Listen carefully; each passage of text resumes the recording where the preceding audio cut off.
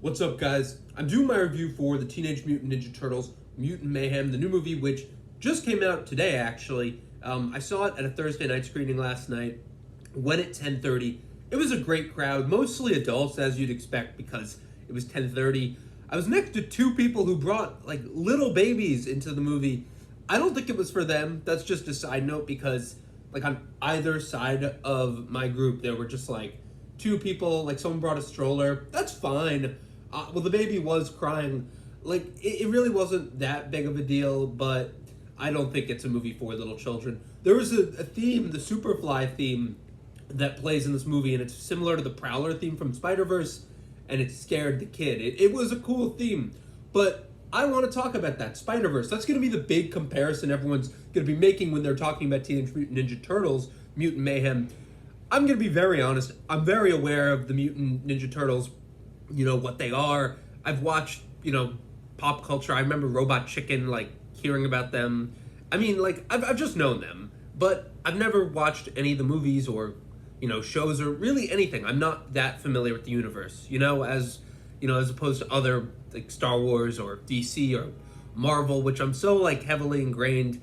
But then there's TMNT. I don't know too much about that universe. So this is my first, foray into this, and I thought it was great. Like, I thought it was a great movie to show to a young kid. I remember when the 2014 movie came out, I remember not going to see it because I didn't have that much interest. And I remember, always going to the movies, and one day there was like a camp going, and I thought, like, would a camp really like this ugly ass movie about a bunch of giant turtles? Like, Megan Fox is in it, sure, but this movie answers the question of you can make a good Teenage Mutant Ninja Turtles movie. Obviously, I haven't seen any of the earlier ones, so I can't really say, like, well, this is better than that. But I know that people always say that the originals weren't as good or kind of suffered from some kind of problem. So I want to talk about, what this one did right. And what it did right was just get the humor down. It has great kid humor. The, voice actors are all young actors. I don't know them. They're probably like 15, up-and-coming actors. They're great. Like, just the voice chemistry. Each person has a kind of distinct, or each turtle has a distinct voice. And it's interesting because, like I said, I'm not sure what their dynamic originally was, but they're all teenagers, and, one is more cocky, one's more shy and nerdy. And the voice acting reflects this. And that's very important because, it's just one of the best parts of the movie. And they're some of the most, unknown actors. There's a lot of very big actors who are in this movie. Like, Paul Rudd was in it. I didn't even know he was in it. Ice Cube is great as the villain. I think they do such a good job with the humor in this movie and with the villain. I know Seth Rogen's an executive producer, and he was introducing the movie before it started, but, like, on the screen, he wasn't actually there. But it really was a fun movie, and this is the type of stuff I look for, when I go to see a movie. Like, this, I believe, was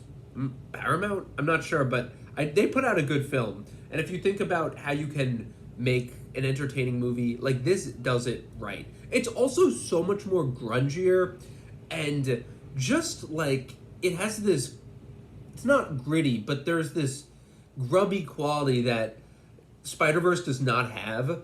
And this is a beautiful movie. I really did love it, but it is so much more just rough on purpose. The human designs, the design of Splinter, and just I was just thinking of how everyone has this distinct design, but everything is so kind of grungy and ugly in a way. But it's intentional. It reminded me of, like, Roberts and Zemeckis' early CGI films. But this is so much better. It's just such a fun story. Like, there's a lot of pop culture references. Some of them are, like, very funny. Some of them I just think, they keep piling them on and piling them on. But it's a good story. It's in, like, 95 minutes. It kind of wraps up. It keeps things amped up, too. Like, the stakes are always elevating. I just really had a good time with Teenage Mutant Ninja Turtles Mutant Mayhem. It's, like, good. If you're going to tell an origin story, too, it kind of does it all concisely and breaks it down and gives you good characters who are, the villains. And then it just has good transitions, too, towards, character arcs. It never feels like they're really forcing any emotion in there. I feel like the writers really are just talented and they know what they're doing. So it's funny. it's great to take your kids to. I wouldn't take any kids who are like just younger than 4. I mean, I think anyone could really enjoy it if you're a kid and an adult. It's a great movie for any audience. Go see this movie.